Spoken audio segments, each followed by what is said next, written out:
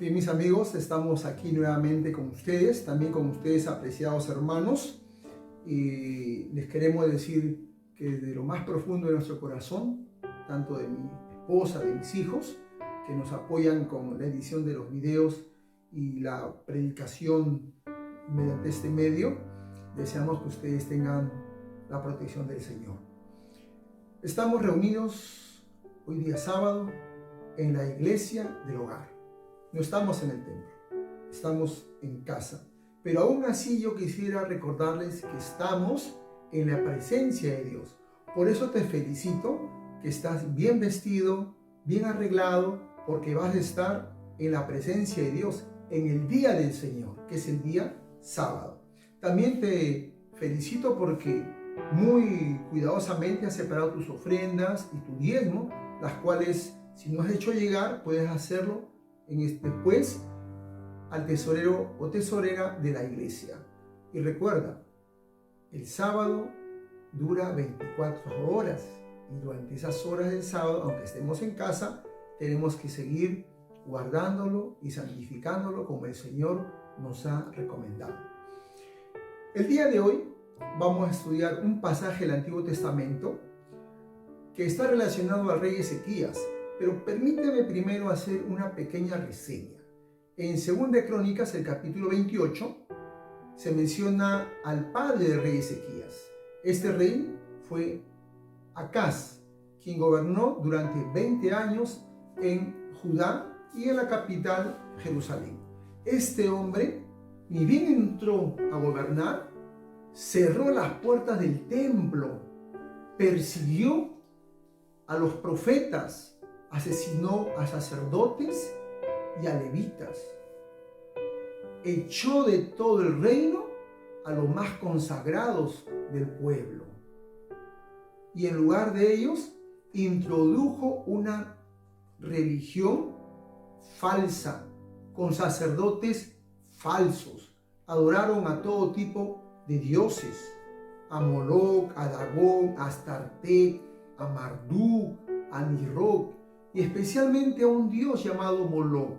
En el capítulo 28, como te vuelvo a repetir de 2 de Crónicas, vas a encontrar que incluso él, en su caída espiritual, sacrificó a sus propios hijos ante Moloc. Y Moloc era un ídolo de bronce, en el cual había una brasa al pie, una brasa candente, donde sus adoradores, para recibir la bendición de este ídolo, sacrificaban a sus hijos menores de 5 años. Es decir, casi recién nacidos o infantes eran arrojados al fuego. Es decir, que el pueblo de Dios se apartó del Señor. Y en esa instancia es que aparece por la mano de Dios el rey Ezequías. Pero para ir a la historia de este rey, permíteme primero elevar una oración. Allí donde estás, sentado donde estás, inclina tu rostro. Vamos a orar. Querido amigo y Padre Celestial, te agradezco por tu cuidado y por tu amor por nosotros.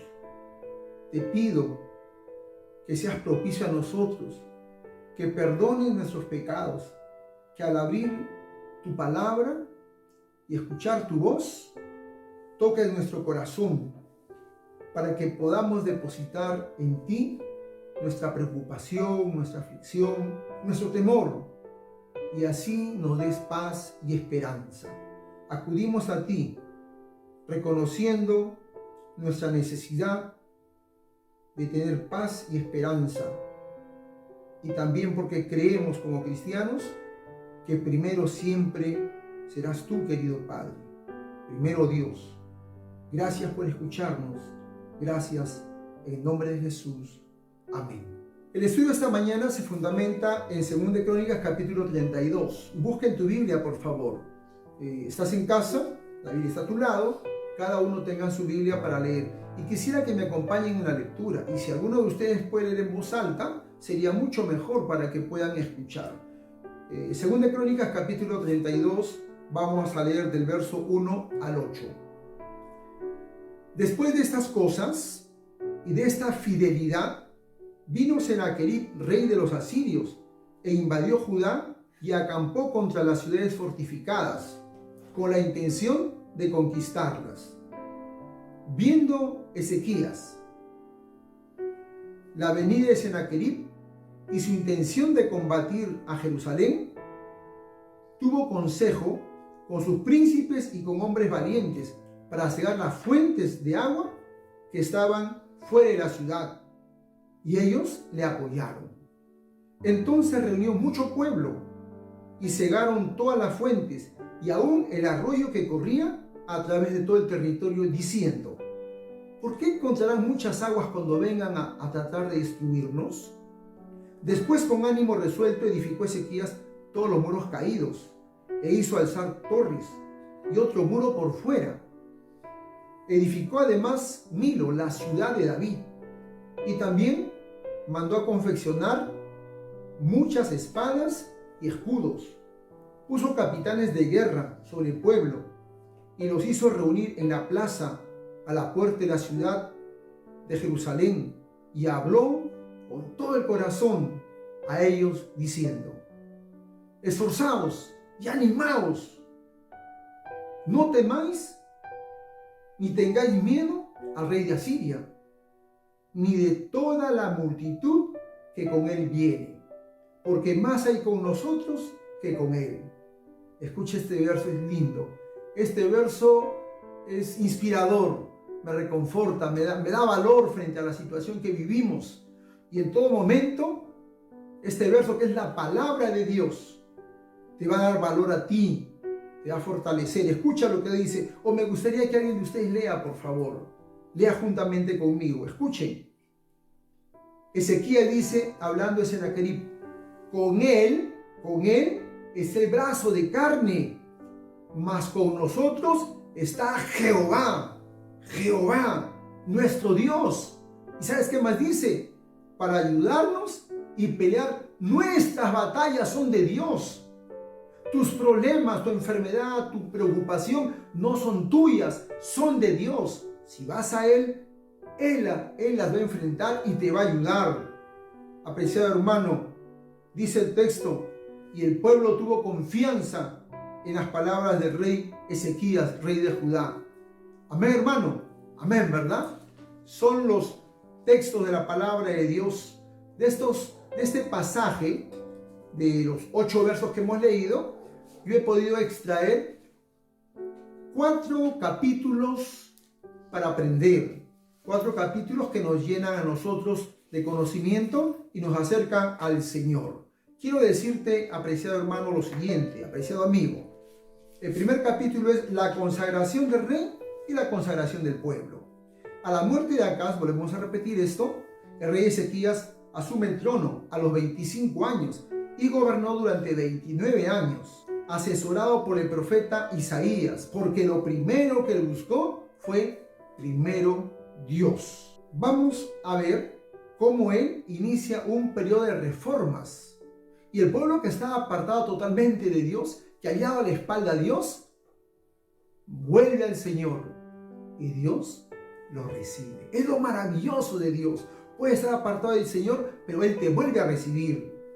Leamos lo que dice la palabra de Dios en 2 de Crónicas, capítulo 29, el verso 2 y 3. Permíteme leer, por favor. Dice allí: comenzó a reinar Ezequías siendo de 25 años y reinó 29 años en Jerusalén. El nombre de su madre fue Abías, hija de Zacarías. Escucha esto: hizo lo recto ante los ojos de Jehová, conforme a todas las cosas que había hecho David, su padre. Es decir, que él hizo todo lo recto delante del Señor. Fíjate, el primer año de su gobierno, el primer mes, yo te diría, el primer día del primer mes, del primer año de su reinado, él buscó a Dios. Primero Dios. Y lo que hizo fue mandar a abrir el templo, que había estado cerrado 16 años. ¿Sabes? El templo había sido convertido en una parte en muladar y otra parte en recinto para las deidades o ídolos que su padre Acaz había adorado. Pero él dice: no, limpien el templo, purifiquen el templo, y ¿sabes qué más dice? Santifiquen el templo. Y cuando llegan los sacerdotes y los levitas, le dice: purifíquense y santifíquense. Es que quiero decirte algo, apreciado amigo y apreciado hermano. No hay consagración a Dios que no te lleve a la santificación. Escucha bien. La consagración te va a llevar a la santificación. Quiero decirte lo siguiente también, apreciado hermano.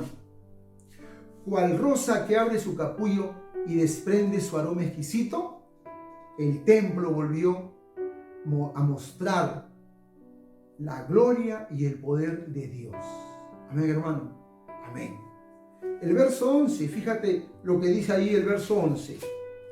Hizo pacto con Jehová. ¿Y qué más? Y el verso 29 dice allí, el verso 29 dice, hizo que el pueblo y él buscaran a Dios en reverencia.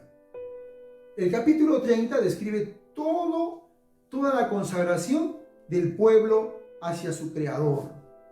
El pueblo volvió a Dios.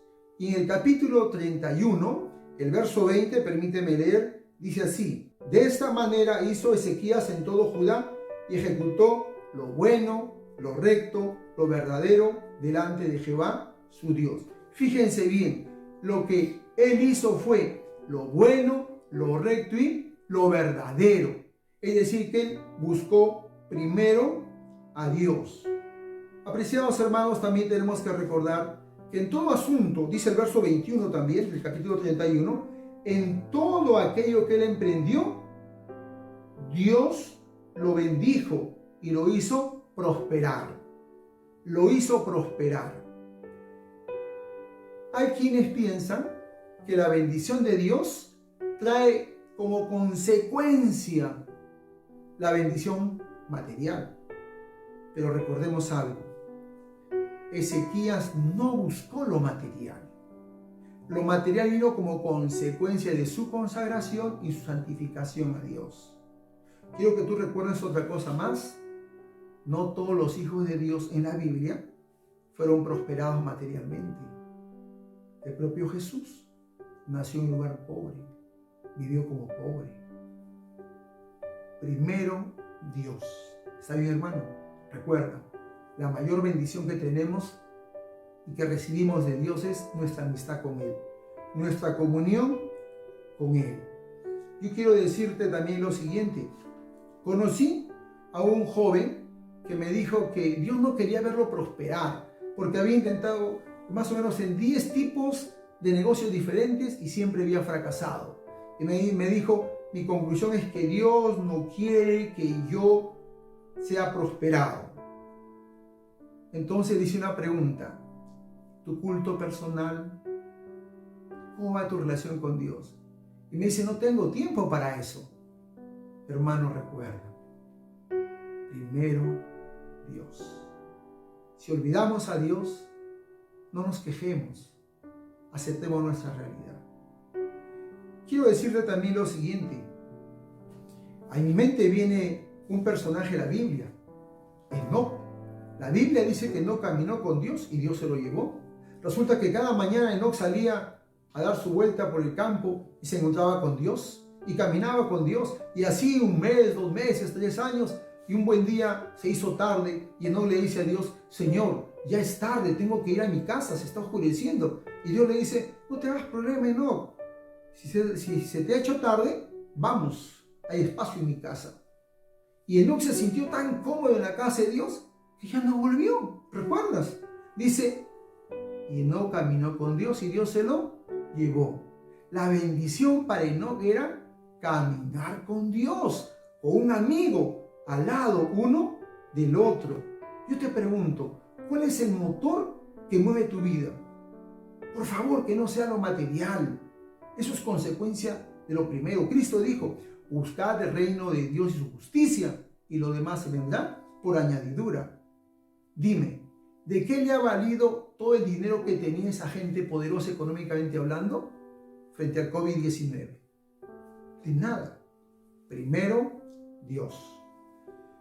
La amenaza a Siria, el segundo capítulo que hemos encontrado en esta porción de la Biblia, la vamos a encontrar en 2 Crónicas capítulo 32, verso 1. Dice así: después de estas cosas y de esta fidelidad, vino Sennacherib, rey de los asirios, vino e invadió Judá y acampó contra las ciudades fortificadas con la intención de conquistarlas, es decir, de destruirlas. Entonces la pregunta es, ¿después de qué cosas? Dice allí, después de estas cosas, ¿de qué cosas? De la consagración. El pueblo, guiado por el profeta Isaías y por el rey Ezequías, volvieron su corazón a Dios, se apartaron de todo aquello que los había alejado del Creador. Y en mayor consagración, fíjate lo que pasa, la prueba, la dificultad. Y el general asirio, hablando en judaico, en hebreo, gritó al pueblo, y si hubiera tenido tener unos altoparlantes, los hubiera utilizado para asustar al pueblo, y le dijo, ¿qué crees tú que tu Dios te va a liberar? Oh, permítanme, mejor leamos la Biblia, ¿qué les parece? Vean el verso 10 al 14.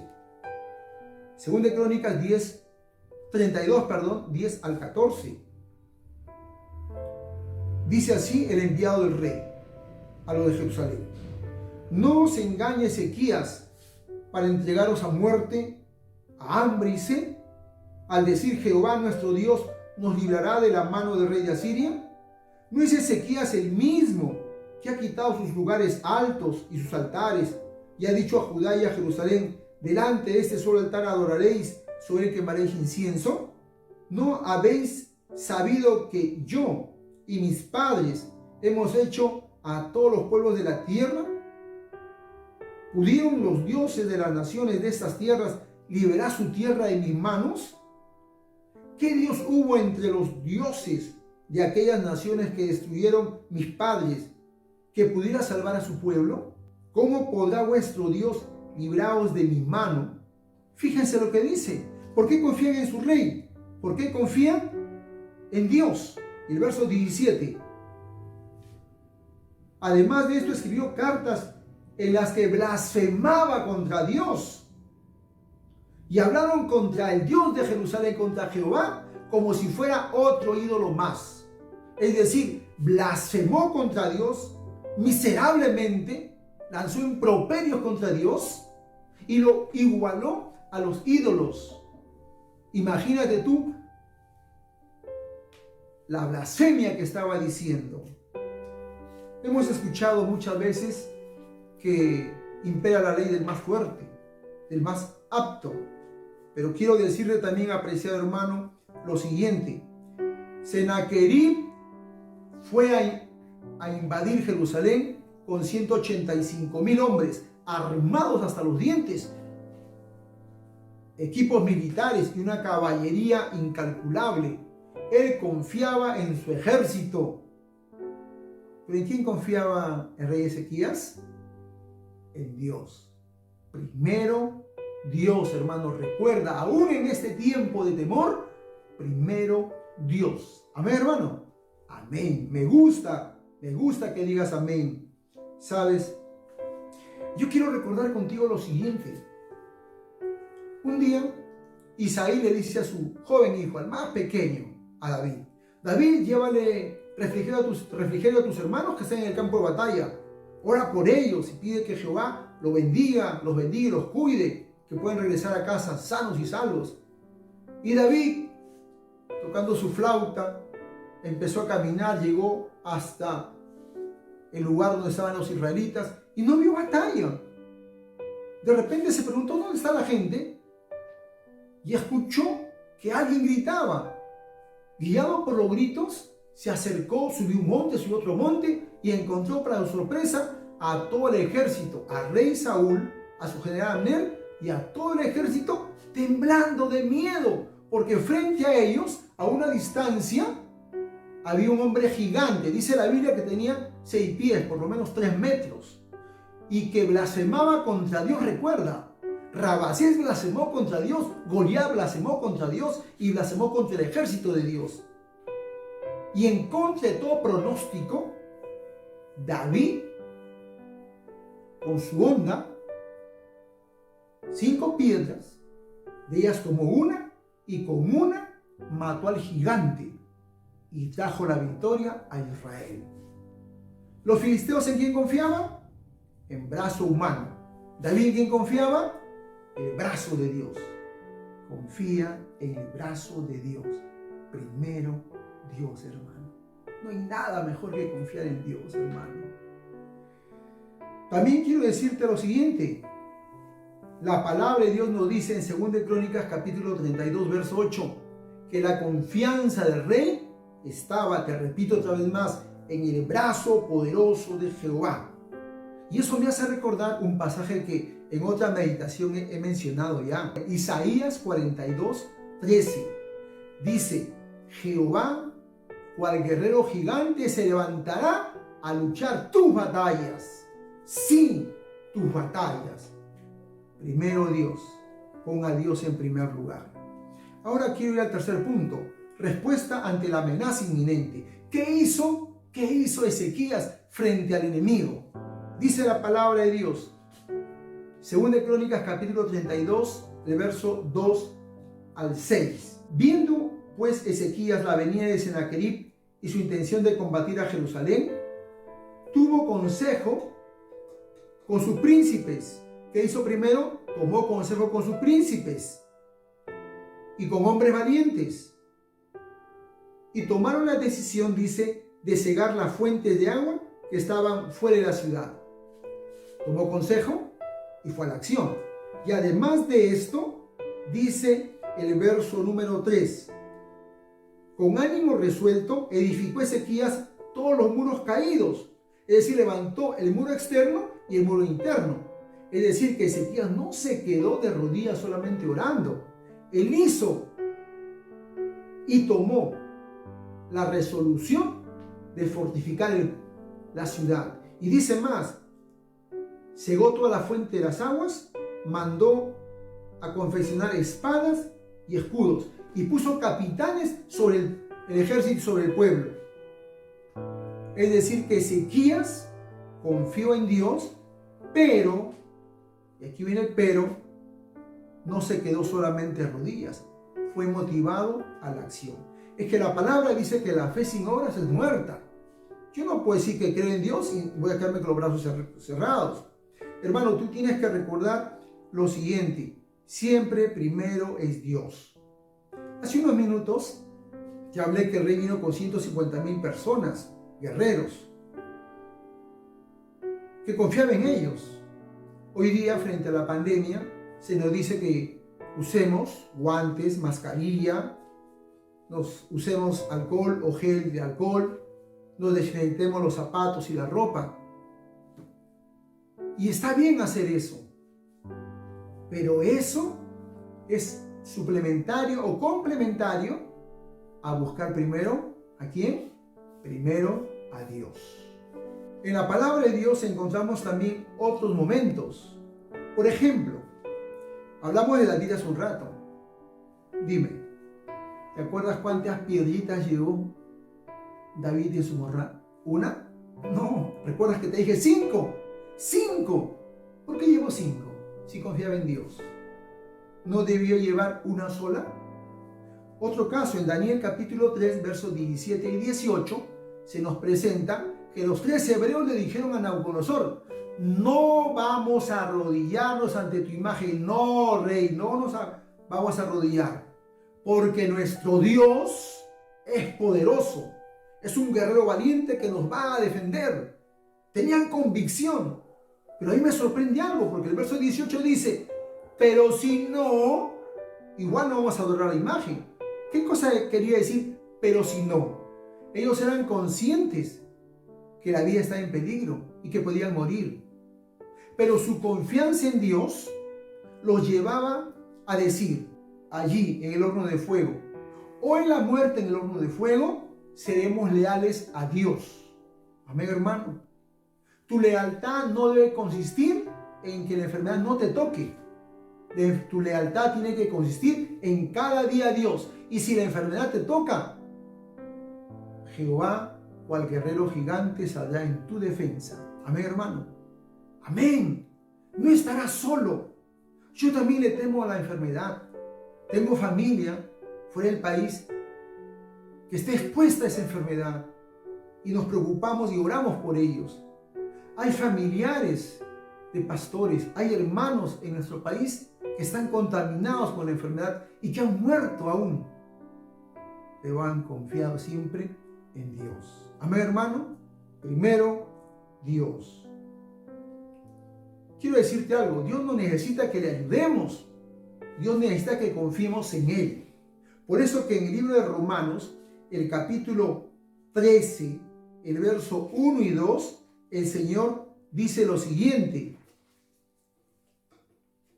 sométase toda persona a las autoridades superiores, porque no hay autoridad sino de parte de Dios, y las que hay por Dios han sido establecidas.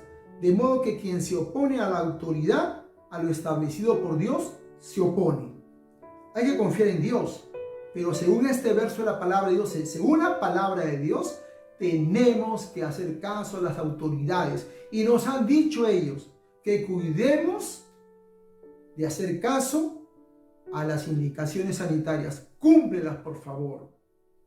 No seas jactancioso en decir que Dios te va a cuidar si sales a la calle, si desobedeces. No, primero Dios. Amén, hermano. Amén. Para terminar, confianza total en la intervención divina. Vamos a ir al libro de Isaías, el capítulo 37, verso 15 al 20. Escucha lo que dice el profeta Isaías. Entonces Ezequías oró a Jehová diciendo: Jehová de los ejércitos, Dios de Israel, que moras entre los querubines, solo tú eres Dios de todos los reinos de la tierra. Tú hiciste los cielos y la tierra. Inclina tu oído, oh Jehová, y oye, oh Jehová, tus ojos y mira, y oye todas las palabras que Sennacherib ha enviado blasfemando al Dios viviente. Y sabes, el verso 23 dice así: que el Señor envió al profeta Isaías y le dijo el mensaje de Dios al pueblo y al rey Ezequías. Verso 23, Isaías 37, 23. Jehová dice así: ¿a quién vituperaste y a quién blasfemaste? ¿Contra quién has alzado tu voz y levantaste tus ojos en alto? Contra el Santo de Israel. Es decir, que el general y el rey asirio no atacaron al pueblo, blasfemaron contra Dios. Y escucha el verso 33. Por tanto, así dice Jehová acerca del rey de Asiria. Estoy en Isaías 37, 33. No entrará en esta ciudad este rey, ni arrojará saeta sobre ella. No vendrá delante de ella con escudo, ni levantará contra ella estandarte. Por el camino que vino volverá y no entrará en esta ciudad. Fíjate lo que dice Dios. Porque yo ampararé esta ciudad para salvarla por amor de mí mismo y por amor de David mi siervo. ¿Qué le dice Dios? Ha blasfemado contra mí. La pelea es conmigo, no contigo, Ezequías. La enfermedad no es contra ti, hermano, es contra Dios. Y Dios ha de librarte. Y escucha más lo que dice el profeta, la sentencia que le da al rey blasfemo. Y salió el ángel de Jehová y mató a 180,000 en el campamento de los asirios. Verso 37. Entonces Sennacherib, rey de Asiria, se fue a su morada en Nínive. Y aconteció que mientras adoraba en el templo de Nisroch, su dios, sus propios hijos lo mataron. Se cumplió la palabra de Dios. ¿Pero por qué se cumplió? Porque Ezequías puso ¿a quién? ¿Recuerdas? Primero Dios. Te pregunto, ¿quién es primero en tu vida? Al levantarte en la mañana, al mediodía, al acostarte, ¿en quién está puesto tu pensamiento? ¿En tu trabajo? ¿Tus obligaciones? Recuerda, hermano, primero Dios. Amén. Amén. Nosotros, como rey Ezequías, enfrentamos una amenaza y problemas también. Enfrentamos el temor a la enfermedad y más aún a la muerte. La diferencia está en que nuestro enemigo es invisible. El del rey Ezequías era visible, 150.000 hombres. Nosotros nunca conoceremos cuál es el verdadero origen de esta pandemia. Pero quiero decirte que el dolor, la enfermedad y la muerte son producto del pecado. Pecado que Satanás introdujo en el universo y luego en nuestro mundo cuando hizo caer a Adán y Eva en pecado. Porque la muerte es consecuencia del pecado. Satanás es responsable del dolor y de la muerte. Entonces, él es el originador de esto que nos está afectando.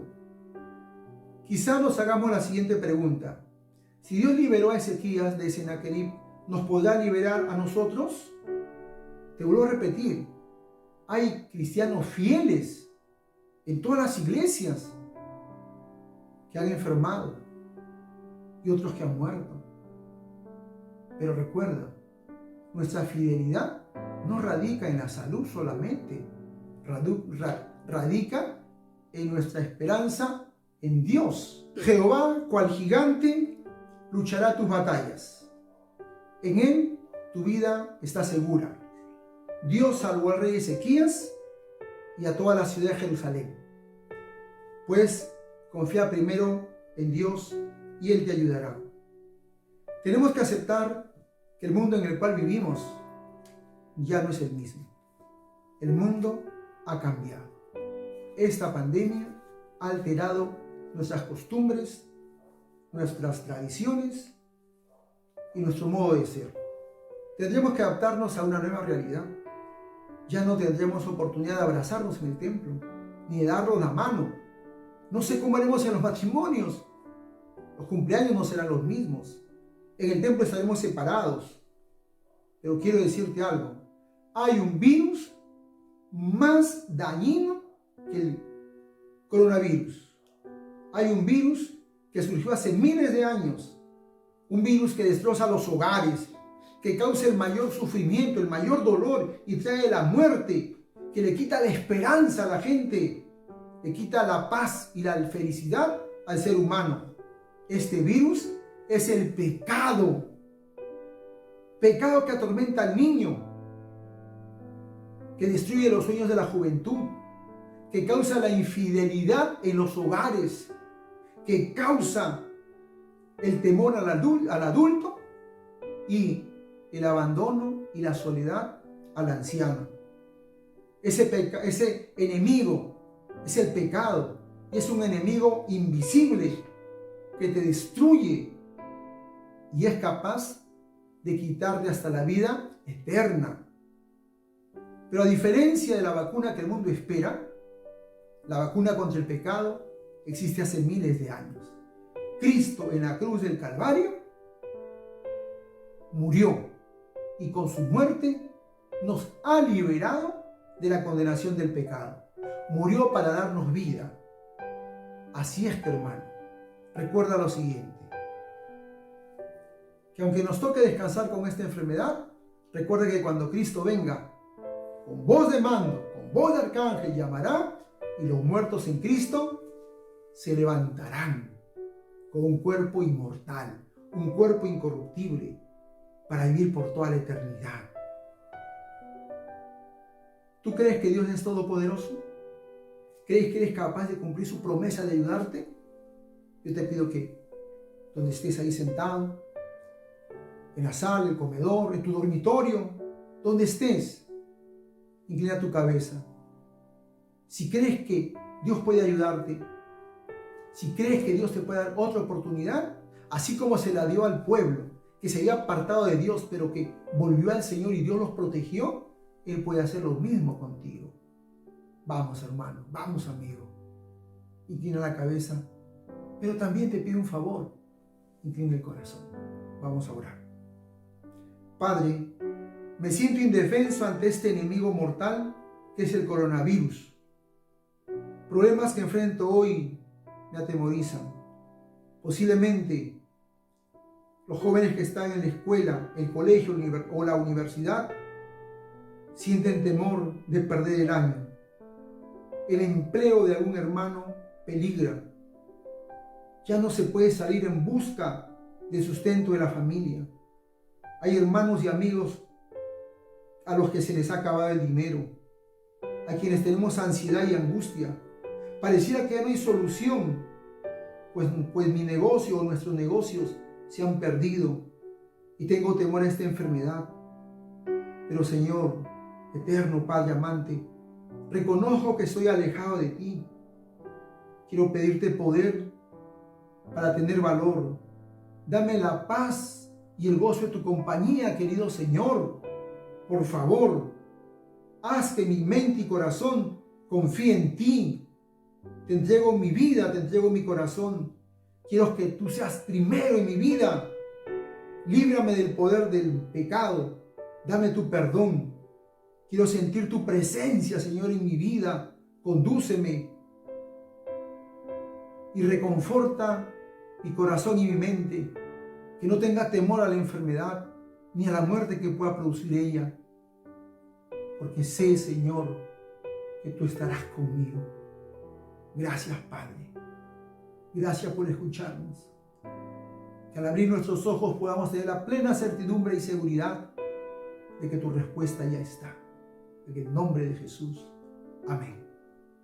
Apreciado amigo, quiero terminar diciéndote lo siguiente.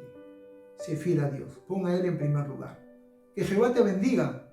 Que Jehová te guarde. Que Jehová haga resplandecer su rostro sobre ti y ponga en ti paz. Bendiciones, hermano.